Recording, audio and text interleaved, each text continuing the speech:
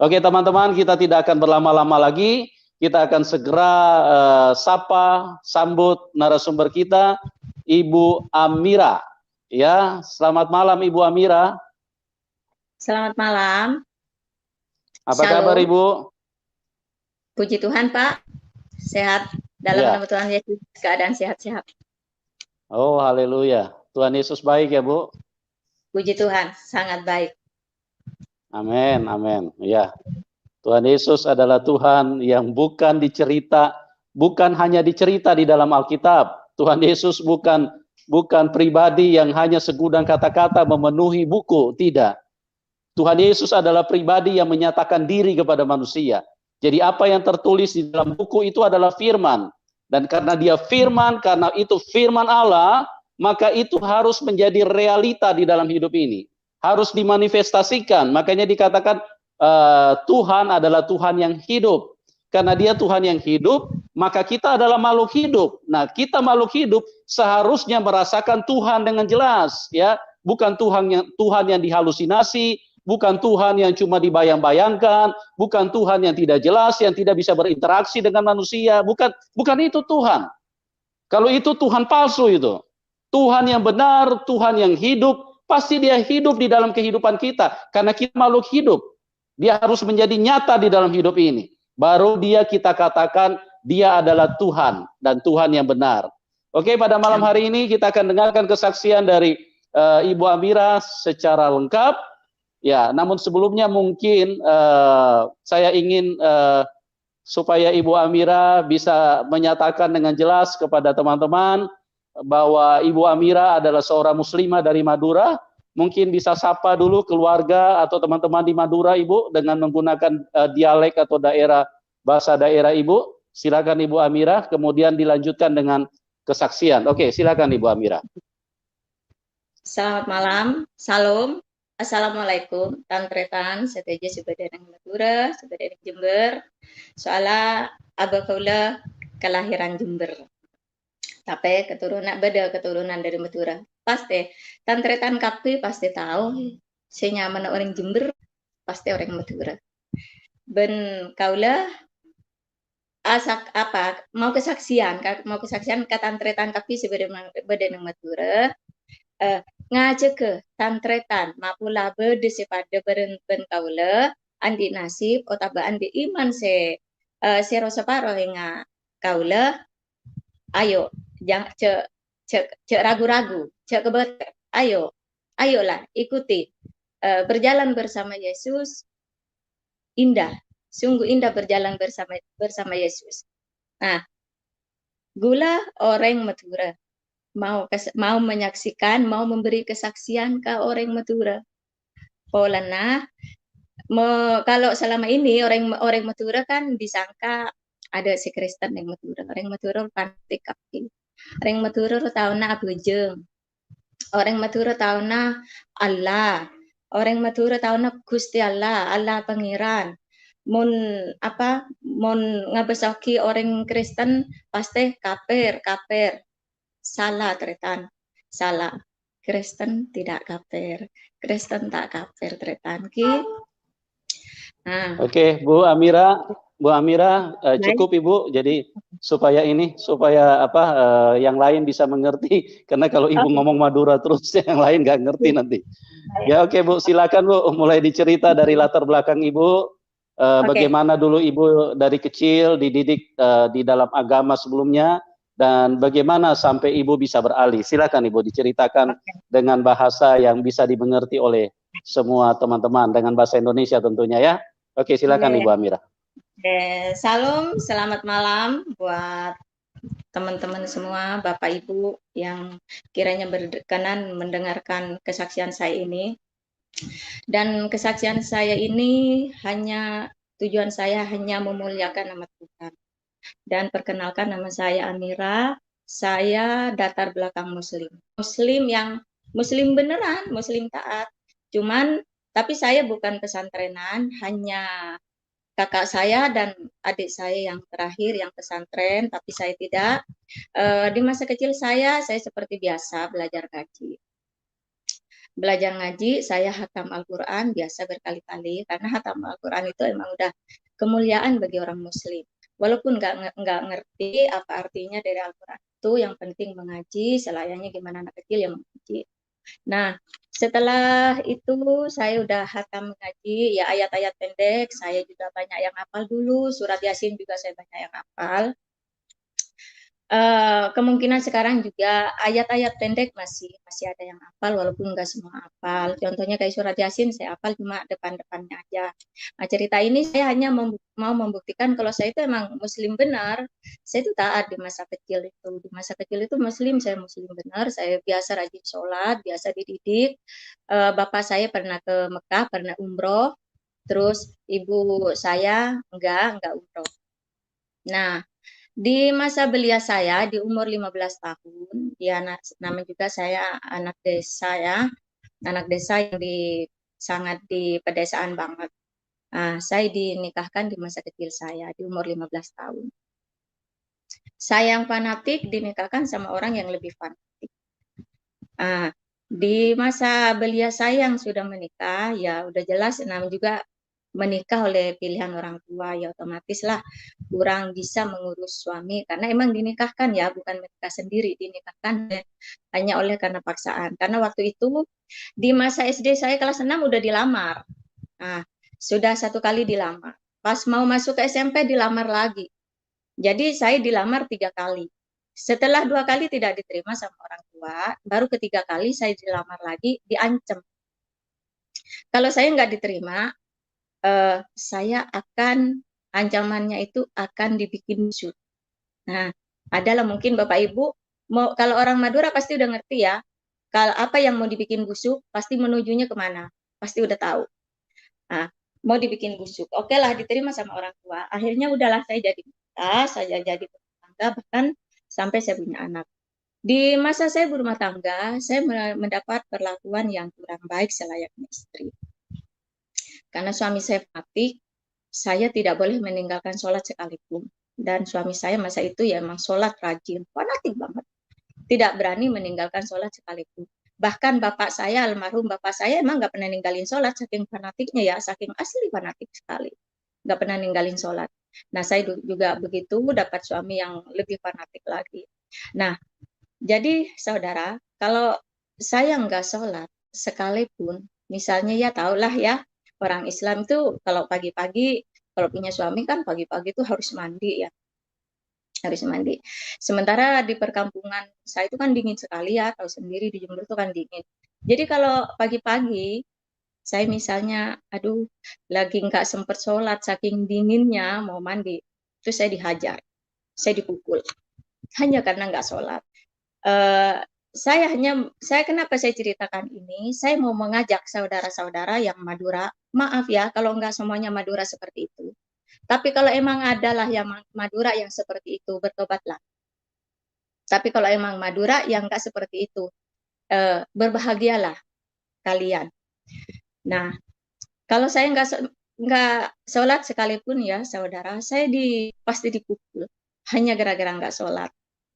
Nah, sesekali misalnya lagi, tahulah perempuan kan halangan. Dibilang halangan ini nggak percaya. Jadi saya harus, ya sudahlah.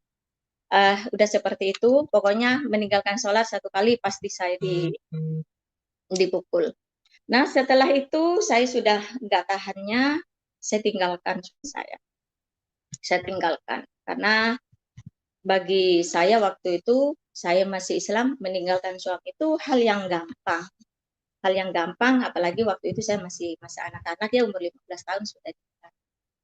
Nah, setelah saya meninggalkan suami, saya sering saya pergi-pergi, saya ninggalin suami, tapi dijemput lagi, jemput lagi. Nah, terakhir saya nekat.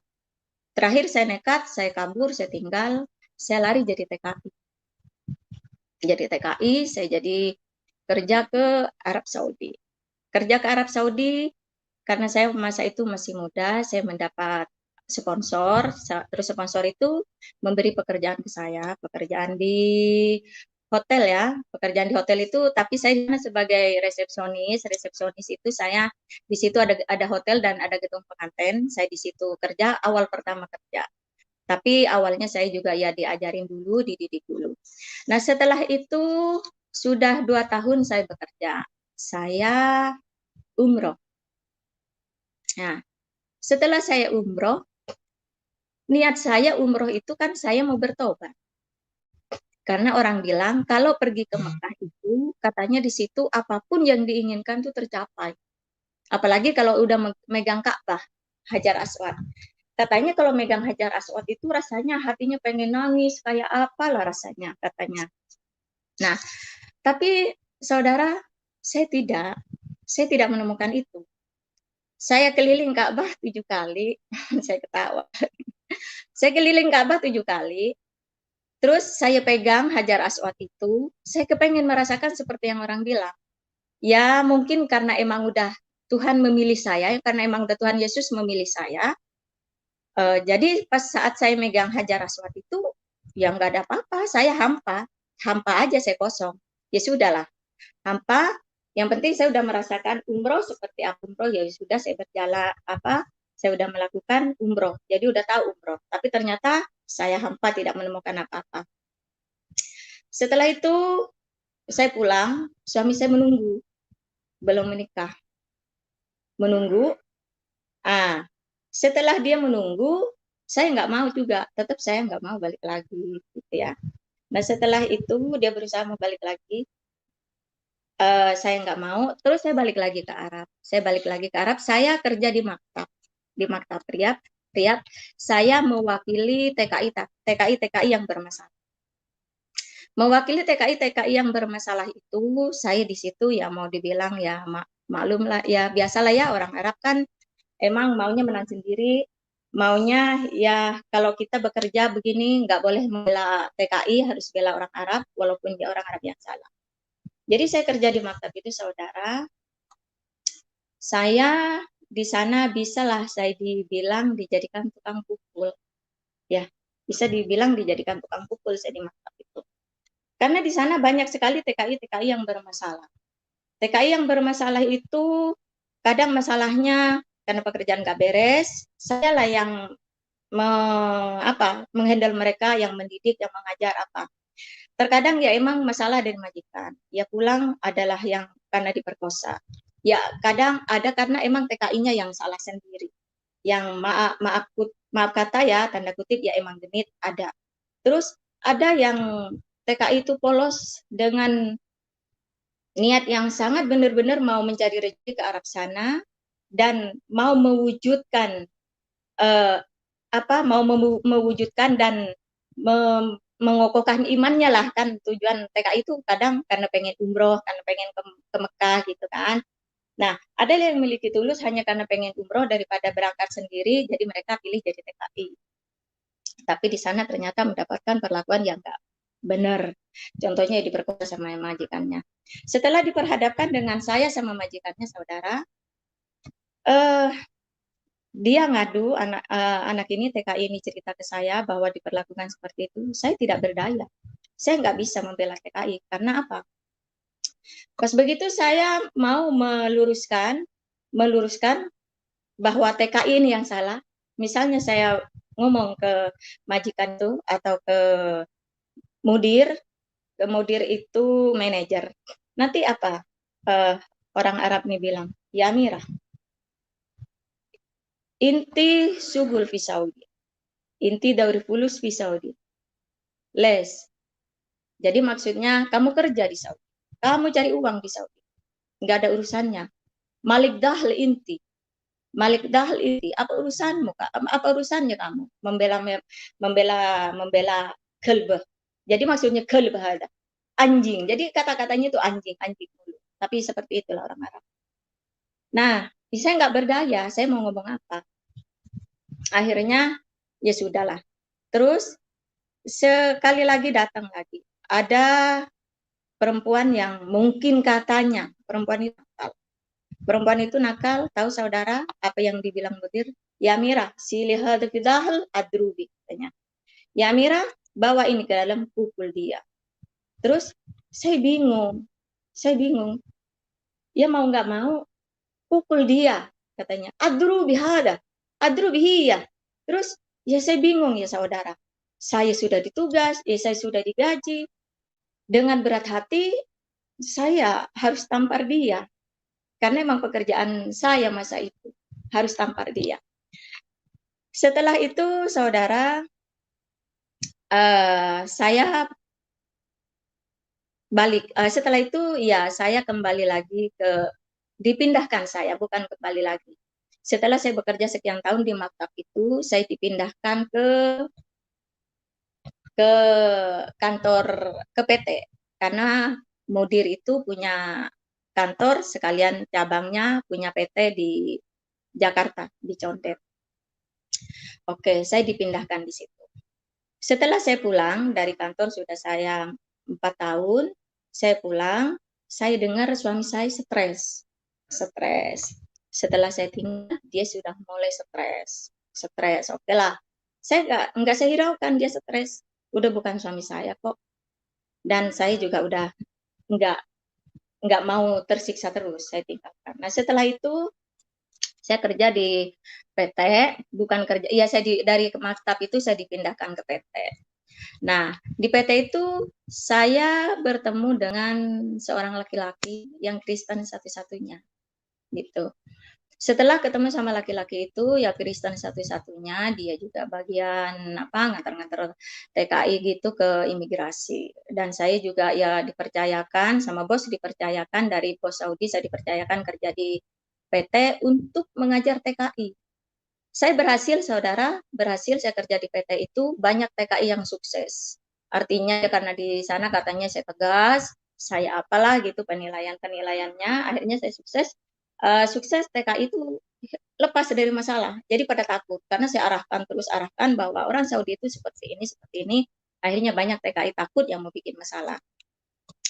Nah setelah itu saudara, saya nggak tahu kenapa saya dipertemukan sama laki-laki ini. Dari awalnya saya juga nggak ada niat mau ketemu, mau menikah sama orang Kristen itu, nggak ada niat sama sekali.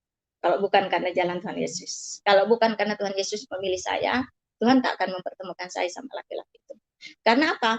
Saya udah pergi ke Arab Saudi, nggak mungkin lah saya ketemu sama orang Kristen. Saya kerja di PT yang namanya udah golongan orang-orang Islam itu, udah orang-orang Islam, nggak mungkin lah saya juga ketemu sama orang Kristen. Dan saya niatnya setelah saya selesai tugas saya kerja di maktab, saya mau kerja jadi TKI ke Amerika masa itu. Tapi saya masih ngumpulin biaya karena di tahun 1999 itu membutuhkan biaya sekitar 30 juta waktu itu mau ke Amerika, mau jadi TKI Amerika. Nah, tapi Tuhan berkata lain. Saya harus dipertemukan sama laki-laki. Dia orang Batak. Dan saya juga tadinya nggak tertarik, saudara, sama sekali. Saya sama sekali nggak tertarik. Dan dia juga nggak tertarik sama saya. Ngapain? Orang saya single parent. Pasti dia nggak tertarik. Nah, saya juga yang nggak tertarik lah. Ngapain saya nikah sama orang kan gitu.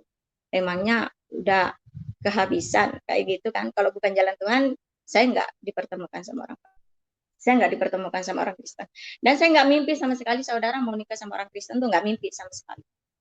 Tujuan saya itu, kalau bapak saya pengennya saya itu, karena saya sudah umroh, sudah berkali-kali ke Arab, bapak saya pengen saya itu menikah sama ustadz. Bapak saya bilang, kalau bisa kawin sama ustadz.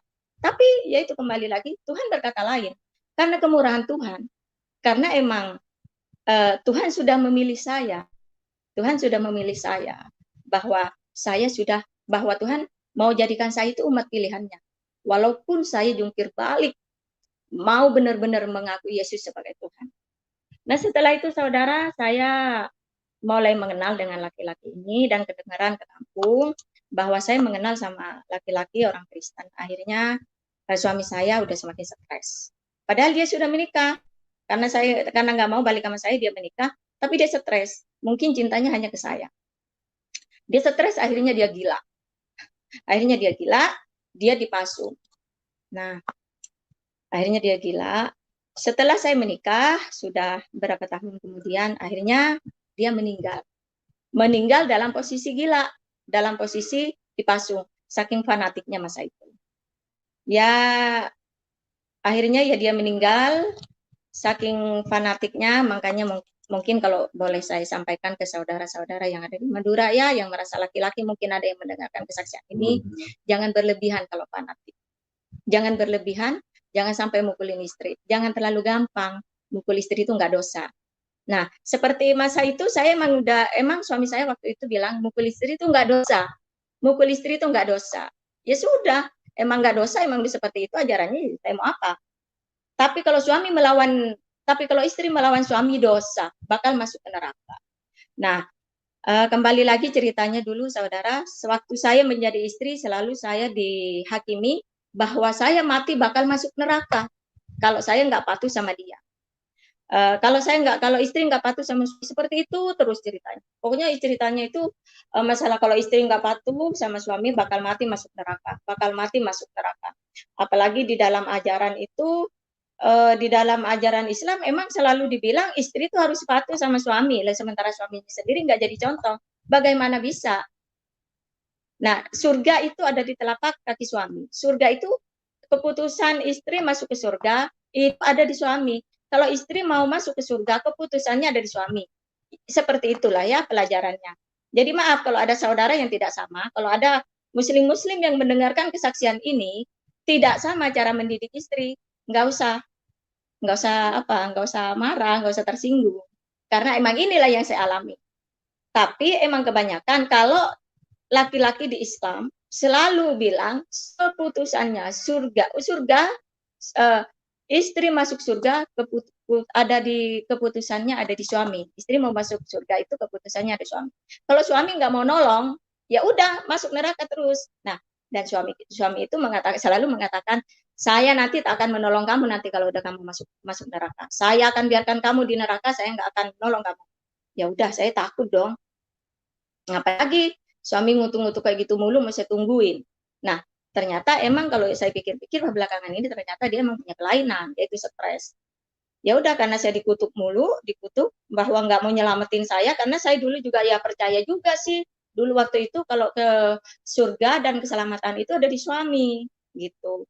Nah, akhirnya ya saya nggak mampu seperti itu kan. Kalau emang keselamatan ada di suami, saya tinggal.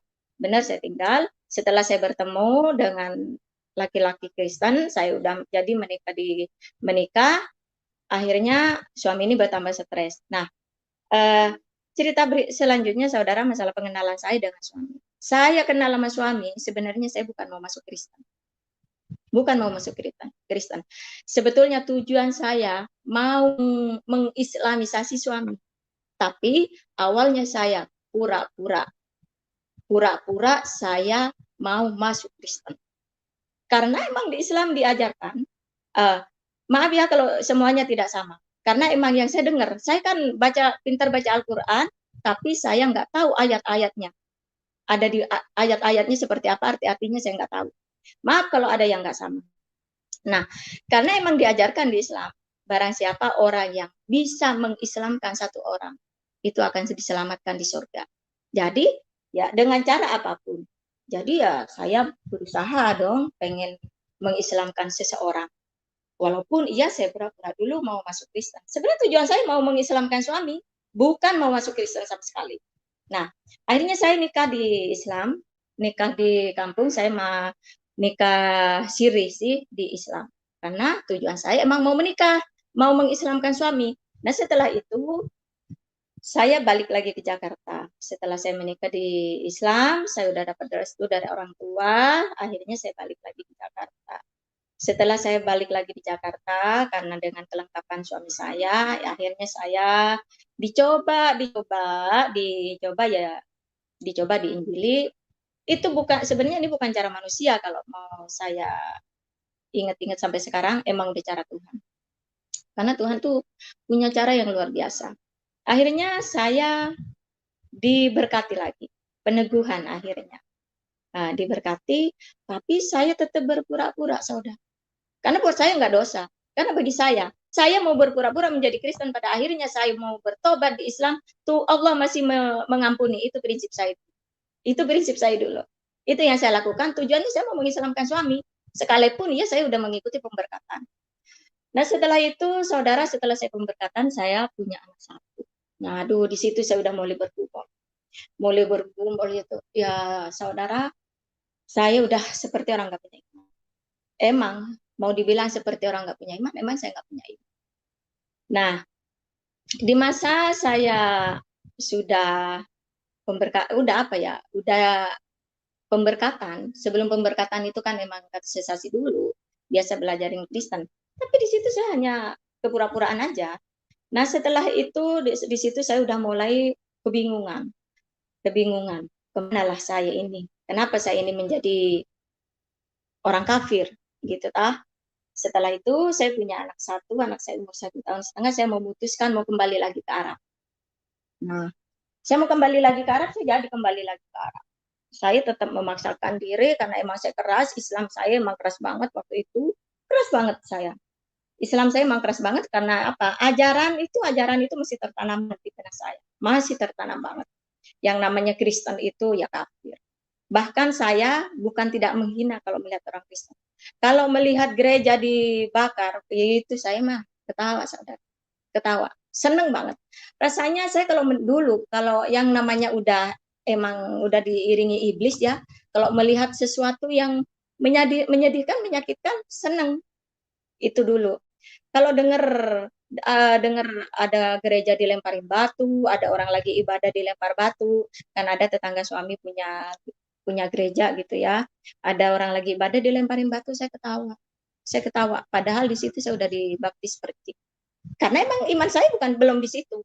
Belum di situ. Setelah itu saudara 1 tahun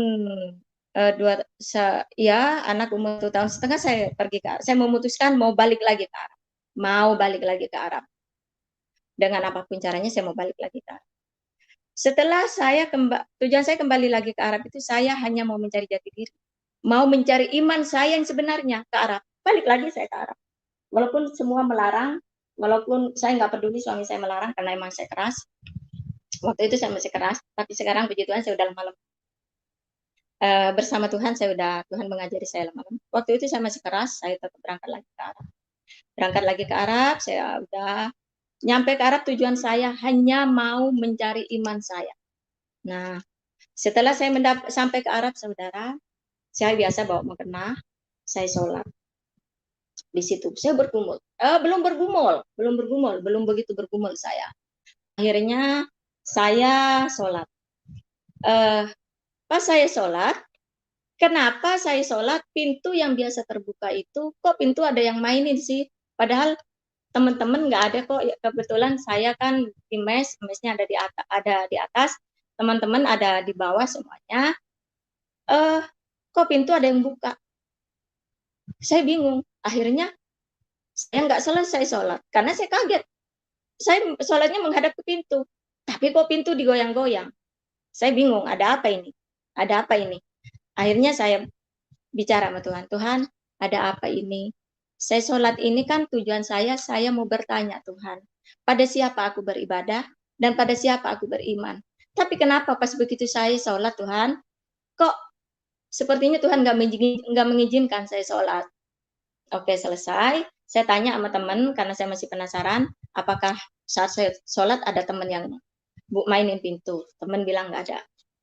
Setelah itu, sudahlah saya bergumul, saya minta keputusan sama Tuhan. Tuhan, saya sholat sudah, tapi sepertinya Tuhan tidak mengizinkan. Tuhan, berilah saya bukti ya Tuhan. Karena emang udah keyakinan saya seperti itu, saya minta bukti sama Tuhan. Padahal percaya itu iman bukanlah karena melihat, tapi karena percaya. Tapi karena masa itu kan imanku masih goyah, masih belum mengerti lah, baca Alkitab aja enggak. Nah akhirnya saya minta sama Tuhan, saya bergumul terus, saudara, bergumul terus. Karena saya juga bingung apakah saya harus jadi orang kafir apa gimana gitu kan. Akhirnya saya bergumul, tidur pun saya gelisah terus. Minta bukti saya sama Tuhan. Kalau emangku Tuhan, buktikan pada saya. Kalau emang Engkau benar-benar Tuhan yang ajaib. Gak ada yang mustahil Tuhan, saudara. kalau kita bergumul sama Tuhan. Nggak ada yang mustahil. Dengan dahsyatnya Tuhan, dengan kebaikan Tuhan, saya yakin dan percaya sekali sekarang, saya sekarang bisa bicara seperti ini, karena saya sudah yakin sekali. Kalau Yesus itu Tuhan, Yesus itu bukan Nabi, Yesus itu Juru Selamat. Kalau Yesus Nabi, dia nggak bakalan datang di saat saya bergumul. Kalau dia itu hanya sebagai Nabi, dia nggak bakalan datang sama orang-orang yang minta bukti sama semua teman-teman yang kesaksian di channel YouTube ini. Kalau dia hanya Nabi, dia Tuhan. Saya yakin, saya percaya dia Tuhan. Dia Tuhan. Kenapa? Saya percaya sekali dia Tuhan. Dia datang, saudara. Di saat saya tidur, ke kanan, ke kiri, pikiran saya yang kacau balau, pikiran saya nggak tahu kemana arahnya. Saya, udah nggak tahu lah. Akhirnya, saya kalau mau dibilang tidur, ya nggak tidur. Kalau mau dibilang melek, saya nggak melek. Ya gimana sih? Mungkin saudara pernah merasakan punya pikiran kacau balau, pusing lungsing apa segala macam, pikiran kemana-mana, pasti saudara juga merasakan mau dibilang tidur dan nggak tidur, melek ya nggak melek. Akhirnya ada sosok saudara. Waktu itu saya belum percaya kalau itu bakalan Tuhan Yesus. Ada sosok, dia datang, dia mengulurkan tangan, dia berjubah putih dan mengulurkan tangan, dia tidak menampakkan wajahnya, karena saya emang nggak cari wajah itu. Akhirnya dia ulurkan tangannya, dia kasih tangannya itu, saya terbangun saudara. Saya terbangun dan saya langsung bangun, saya langsung berdoa. Tuhan, apakah iya benar ini Tuhan Yesus? Saya mesti bertanya Tuhan, saudara, karena saya emang susah mau percaya itu susah banget mau percaya sama Tuhan, susah. Mau percaya Yesus sebagai Tuhan itu masih susah banget waktu itu. Masih bertanya-tanya. Terus masih berdoa, tapi saya mesti bertanya, apakah dia Tuhan atau dia malaikat? Pertanyaan saya. Dia Tuhan atau malaikat? Masih bertanya-tanya. Setelah itu, seiring berjalannya waktu, selesai saya bekerja, udah selesai waktunya dikerja di Arab, udah selesai kontrak, saya pulang. Saya pulang, terus saya ke gereja waktu itu. Saya pulang dan saya ke gereja, tapi saya masih belum beriman. Saya masih belum beriman, saudara. Belum beriman sama Tuhan Yesus, saya masih bertanya. Yang datang itu siapa? Masih bertanya-tanya. Karena emang saking kerasnya saya, jadi saya masih bertanya-tanya, siapa itu yang datang sebenarnya? Tuhan apa malaikat? Tapi saya nggak bilang setan. Nggak berpikiran kalau itu setan. Di pikiran saya, Tuhan atau malaikat? Gitu. Ini Tuhan apa malaikat? Itu aja yang menjadi pertanyaan saya. Saya masih belum beriman. Nah, setelah saya sudah pulang ke Indonesia, saya memang belum beriman dan saya juga sudah walaupun belum beriman, saya mulai belajar menjadi gereja. Setelah saya mulai belajar menjadi gereja, saya masuk ke gereja, saudara. Masuk ke gereja saya merasanya tenang banget, rasanya adem sekali, adem. Sepertinya saya menemukan sesuatu adem, rasanya sukacita sekali. Saya menemukan Tuhan yang sebenarnya. Tapi saudara, karena kerasnya hati saya jungkir balik. Saya masih jungkir balik. Saya belum percaya. Kenapa saya selalu bertanya, siapa sosok itu? Itu Tuhan apa malaikat? Masih seperti itu. Padahal kuasa Roh Kudus sudah nyata dalam hidup saya. Begitu saya di gereja, kuasa Roh Kudus selalu nyata dalam hidup saya. Dan saya juga sempat bertanya-tanya lagi, karena saya melihat suami saya ini, dia Kristen dari kecil, tapi tidak menjadi contoh saya. Saya sering juga menyalahkan dia, saya juga masih sempat menyalahkan dia. Kenapa? Saya pengennya suami itu menjadi imam, menjadi contoh di dalam hidup saya. Saya kepengennya dia itu ke gereja, gitu. Saya pengennya dia itu ke gereja. Tapi enggak juga. Akhirnya ya sudahlah. Karena emang kuasa Roh Kudus itu emang udah bekerja dalam hidup saya, akhirnya saya ke gereja. Akhirnya suami saya ikutan juga ke gereja. Sebenarnya awalnya suami saya nggak mau gereja, saya juga nggak tahu kenapa. Saya juga bingung kenapa kebanyakan, maaf ya saudara kalau nggak semua orang Kristen, kenapa kebanyakan orang Kristen yang dari kecil ini agak susah gitu. Gak hanya percaya Tuhan, tapi ke gereja itu kayaknya dianggap sepele. Tapi nggak ada yang mustahil, saudara. Sekarang suami saya taat banget ke gereja, rajin baca Alkitab. Kalau dulu mau boro-boro, mau baca Alkitab, boro-boro mau jadi imam saya, boro-boro mau jadi contoh. Justru saya dulu lah yang berjalan. Nah, setelah saya berjalan ke gereja, saya udah masuk nih ke gereja, iman udah mulai menggubu-gubu, sudah menggubu-gubu sekali, sudah ikut komsel, sudah ikutin semua kegiatan-kegiatan, udah banyak yang saya ikuti kegiatan-kegiatan gereja. Saya ketemu sama temen orang Surabaya yang nasibnya sama kayak saya. Dia kawin sama Chinese, terus dia ngobrol-ngobrol, saya tanya, kamu ibadahnya di mana? Agamanya apa? Dia jawabannya tahu nggak sekarang? Dia bilangnya kafir. Kenapa bisa kafir? Ketawa-ketawa. Kenapa bisa kafir? Iya, saya masuk Kristen, tapi sekarang saya nggak Kristen, nggak Islam. Kenapa begitu? Iya, karena sama saudara disuruh balik lagi. Halo Kak Lesti, semoga Kak Lesti bisa menyaksikan kesaksian saya, Kak. Ini saya sekarang sudah asli menjadi pengikut Yesus. Namanya Lesti, orang Surabaya. Setelah itu, saudara, saya merasa terlambat dia waktu itu. Iblis masih bekerja dalam iman saya. Iblis masih bekerja. Iblis masih mencoba saya terus. Pas begitu saya ketemu dia, saya merasa terlambat. Aduh, kenapa saya terlambat ketemu sama orang ini? Kalau seandainya saya ketemu sama teman ini dari dulu, saya kan setidaknya kan kompromi, kompromi untuk saling meninggalkan suami. Itu nih, itu di pikiran saya. Padahal saya bukan terlambat, saudara, ketemu sama dia. Saya bukan terlambat. Saya bukan terlambat. Sebenarnya karena kemuliaan Tuhan, karena kemurahan Tuhan, bukan terlambat, bukan terlambat. Kalau Tuhan mau, apapun bisa terjadi, saudara. Jadi kalau saya bila berpikir terlambat saya ketemu dia, itu sebenarnya bukan terlambat. Itu sebenarnya karena kebaikan Tuhan dalam hidup saya. Setelah itu, saudara, ya sudah berlalu, saya nggak lagi berteman sama teman ini. Terus saya ke gereja, tetap terus ke gereja. Nah, akhirnya ya sudah, saya mentaati ibadah bukan karena apa? Bukan karena saya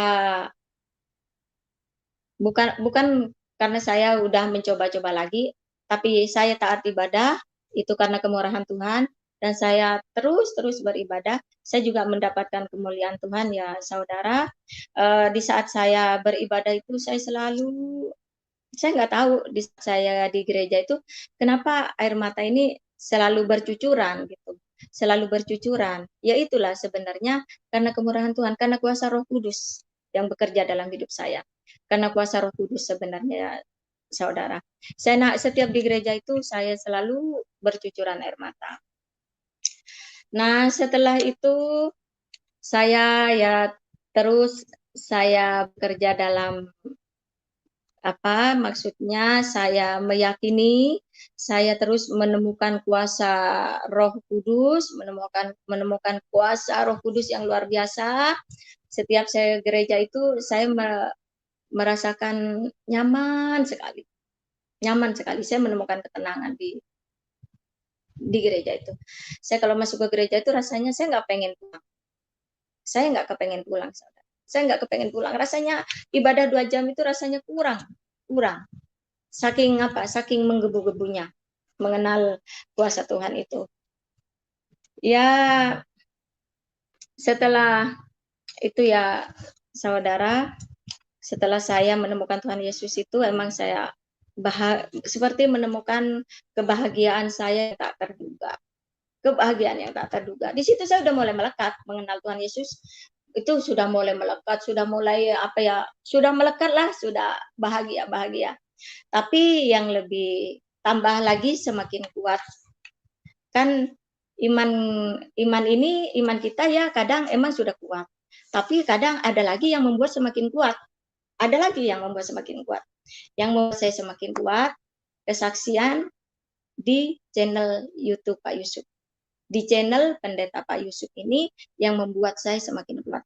Makanya kenapa saya mau kesaksian di channel Pak Yusuf ini, karena apa? Saya kepengen menjadi saksi sama teman-teman yang senasib seperti saya. Ayolah, ayo. Jangan ragu lagi sama Tuhan Yesus. Tuhan Yesus itu nyata, bukan nabi. Ayo tantretan saudara-saudara yang dari Madura, yang dari Jember, baik dari manapun yang memiliki nasib seperti saya. Ayolah, jangan setengah-setengah. Ayo, jangan setengah-setengah. Percaya, kebenaran hanya ada di dalam nama Tuhan Yesus. Dulu waktu kita ngaji, semua seisi Al-Quran kita baca semua berkali-kali, hatam kita nggak pernah tahu apa itu artinya. Kita hanya tahu hanya katanya. Coba bayangkan, kita di Islam, diajarin di Islam. Kebayang nggak sih saudara, halo saudara yang punya nasib seperti saya, apalagi yang orang Jawa Timur yang ajarannya sama. Ingat nggak sih kalau guru ngaji kita ngajarin sama ustadz, sama kiai kita ngajarin, pas begitu dikasih tahu, begitu nanti kita mati ada di liang kubur, malaikat datang, malaikat mungkar nakir datang mau menghakimi kita, terus kita ditanya, min rabbik, wa min nabiyyik, wa min kiblatek. Coba saudara, bayangkan kalau kita nggak bisa jawab. Itu yang diajarkan. Apa yang akan terjadi pada saudara? Ayo, apa yang akan terjadi pada saudara kalau kita sudah mengalami hal seperti itu? Ajaran seperti itu. Bagaimana kalau itu nyata? Pas begitu kita mati nanti di liang kubur. Di dalam kubur ditanya, min rabbik, siapa Tuhan? Wa min nabiyyik, siapa nabimu? Wa min kiblatek, di mana? Siapa kiblatmu? Nah, kalau kita nggak bisa jawab, kita dipukul, dihajar, menjadi debu. Setelah menjadi debu, ini ceritanya ya, saya nggak tahu itu ada di Alkitab atau di Al-Quran atau tidak. Setelah menjadi debu, dikumpulkan lagi menjadi satu, ditanya lagi tidak bisa menjawab tentang keislaman, digebuk lagi menjadi debu. Setelah menjadi debu, digebuk lagi, dilemparkan ke neraka. Itu ajarannya. Itu yang membuat saya terngiang-ngiang, takut sekali menjadi orang Islam. Dan di saat saya terngiang-ngiang seperti itu, saya nggak pernah bisa tidur. Maaf, saya kembali lagi cerita ke awal. Di saat itu saya nggak bisa tidur, saudara. Apalagi yang tinggal di kampung, bunyi jangkrik, bunyi apa. Bagaimana mau beriman dengan benar? Bagaimana mau beriman dengan benar? Ditakut-takuti kalau nggak patuh sama suami, harus masuk neraka. Suami tidak mau menolong. Nah, kedua, ditakut-takuti lagi kalau mati di liang kubur yang harus dipukul oleh malaikat mungkar nakir, dihancurkan menjadi debu, setelah jadi debu dikumpulin lagi, dipukul lagi. Gimana, apakah bisa tidur kita malam membayangkan itu? Iya, nggak kebayang. Ayolah saudara-saudara yang masih memiliki ajaran seperti itu, yang memiliki mungkin yang menemukan jalan sudah mendapat bisikan dari Tuhan Yesus, ayo jangan setengah-setengah. Siapa saudara yang mengalami seperti saya, ayo jangan setengah-setengah. Sekarang saya yakin dan percaya saya ada di jalan kebenaran. Saya sudah nggak takut lagi sama benakeron. Kalau kata orang benakeron, malaikat itu benakeron. Saya nggak takut lagi, saudara. Saya nggak takut lagi. Saya udah nggak takut bagaimana saya kalau mati. Saya udah nggak bisa tidur hanya karena takut mati. Enggak. Sekarang saya waktunya tidur, saya tenang aman. Sekalipun saya bangun tengah malam nggak pernah ketakutan. Kalau dulu saya bangun tengah malam, saya ngebayangin bagaimana kalau mati. Padahal saya waktu itu punya iman. Beriman sama Allah waktu itu. Beriman sama ajaran Nabi Muhammad. Tapi kenapa saya selalu, bagaimana kalau mati? Seakan-akan tidak ada yang bisa menyelamatkan saya. Takut sekali saya masa itu. Yang saya bayangkan hanya kalau digebuk di dalam kubur. Digebuk, dihancurin jadi abu, dikumpulin lagi, digebuk lagi, dilempar ke api. Hanya itu yang terbayang-bayang. Tapi sekarang ya saudara, saya ada di ajaran Tuhan Yesus, ada di jalan kebenaran. Kalau dulu saya takut di jalan Sirotol Mustaqim, karena yang saya tahu dulu jalan Sirotol Mustaqim itu, Sirotol Mustaqim itu jembatan menuju surga. Katanya barang siapa yang mau menuju ke surga, yang mau masuk ke surga, harus melewati dulu ke Sirotol Mustaqim. Nah, Sirotol Mustaqim itu jembatan yang tipisnya sehelai rambut. Bagaimana bisa kita harus melewati jembatan yang sehelai rambut mau menuju ke surga? Sementara Sirotol Mustaqim itu jalan kebenaran Tuhan Yesus. Tuhan Yesus sendiri Sirotol Mustaqim itu. Bagaimana mungkin? Nah, makanya dengan kenyataan saya yang sekarang, dengan keadaan saya sekarang, saya buang semua pemikiran-pemikiran yang takut mati itu. Dalam nama Tuhan Yesus, saya menemukan jalan kebenaran. Saya sudah menemukan bersama Tuhan Yesus, saya menemukan jalan kebenaran. Saya yakin dan percaya di Sirotol Mustaqim itu Tuhan Yesus ada di situ, untuk menyelamatkan saya melewati dari Siratal Mustaqim itu. Karena Tuhan Yesus sendirilah Siratal Mustaqim itu. Baik, Pak Yusuf, mungkin cukup segini aja kesaksian saya. Terima kasih sudah diberi waktu dan kesempatan. Baik. Kesaksian ini semoga menjadi berkat pada Ya. teman-teman yang mengalami nasib seperti saya, yang mengalami nasib seperti saya, yang mungkin yang pernah imannya terombang-ambing. Semoga kesaksian saya ini menjadi berkat untuk semua. Dan saya yakin dan percaya Haleluya. teman-teman yang ada di Madura, yang mengalami Jember atau di Pasuruan atau di mana yang mengalami nasib seperti saya, kalau mendengarkan saya yakin kuasa Roh Kudus sedang mengurapi Anda yang mendengarkan, yang nasibnya sama seperti saya.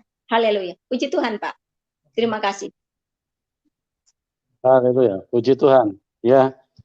Luar biasa Ibu Amira Raset, ya.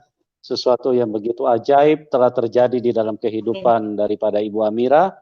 Bagaimana Tuhan Yesus memang Tuhan yang real, yang benar, yang menyatakan kepada orang-orang yang mencari kebenaran, ya.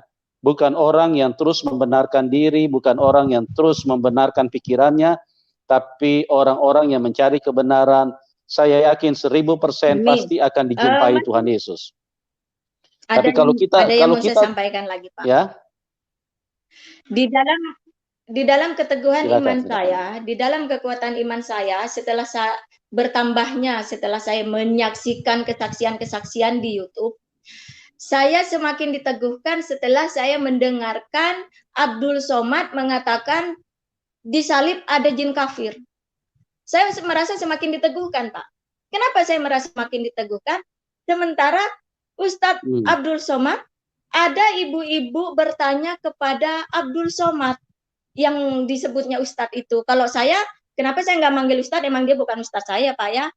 Apa bedanya? Banyak orang memanggil Pendeta Yusuf, tapi dia manggilnya Pak Yusuf, bukan pendeta. Jadi bagi saya sah-sah saja kalau saya nggak memanggil Ustadz Abdul Somad.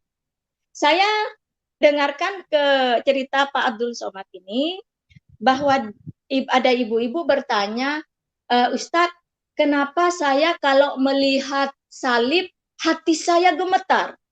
Nah, itu menguatkan saya. Menguatkan saya karena apa?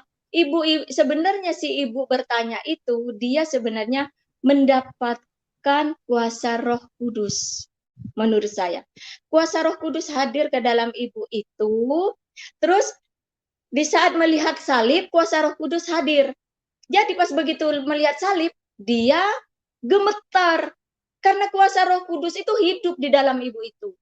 Tapi ibu itu salah bertanya sama orang yang membenci salib, sama orang yang membenci Tuhan Yesus. Tapi kalau seandainya si ibu itu tidak salah bertanya, dia bertanya pada orang yang mengerti arti salib itu, ibu itu sebenarnya menjadi orang yang diselamatkan. Nah, dari situlah aku semakin teguh bahwa salib itu nyata. Tuhan Yesus itu nyata mati di kayu salib, sehingga orang yang tidak percaya aja gemeter melihat salib, padahal melihat gambar doang. Melihat gambar itu dia gemeter. Jadi bagaimana saya nggak mau semakin teguh? Orang ibu-ibu itu bertanya, kenapa kalau melihat salib itu saya gemeter ya Ustadz? Ya karena emang dia udah mendapat urapan Roh Kudus, cuman dia nggak mengerti dan bertanya sama orang yang salah. Begitu Pak Pendeta. Saya semakin diteguhkan setelah Abdul Somad mengatakan bahwa di salib ada jin kafir, saya semakin teguh bahwa sebenarnya salib itu nyata, salib itu hidup. Tuhan Yesus itu nyata mati di kayu salib. Puji Tuhan. Iya, puji Tuhan ya, luar biasa. Ya, sebuah kesaksian yang sangat dahsyat. Jadi Tuhan Yesus itu adalah pribadi yang bisa dibuktikan. Asal catatannya teman-teman mencari kebenaran, ya, bukan membenarkan diri, bukan membenarkan pemikiran. Tapi kalau mencari kebenaran 1000%, 1.000.000%, Tuhan Yesus akan datang dan menghampiri dirimu. Amin. Tapi kalau engkau terus membenarkan pikiranmu, membenarkan pemahamanmu, tidak mencari kebenaran, maka sampai dunia kiamat 7 kali pun Anda tidak akan ketemu kebenaran. Ya, Jadi carilah kebenaran itu, maka Tuhan Yesus akan menyatakan dirinya. Seperti Ibu Amira Raset, dia mencari kebenaran. Malam dia ketakutan, mau tidur ketakutan mati, ya. Kenapa? Karena dia kepengen menemukan kebenaran itu, siapa sih sebetulnya yang punya kebenaran itu. Nah, pada saat Ibu Amira seperti itu, Tuhan Yesus lewat kuasa Roh Kudusnya bekerja, dan Ibu Amira dituntun kepada kebenaran. Dan sekarang Ibu Amira tidak takut lagi. Mau tidur bangun jam 2, mau tidur nggak bangun lagi, karena kita sudah punya kepastian. Di dalam Tuhan Yesus itu satu-satunya jalan menuju ke surga.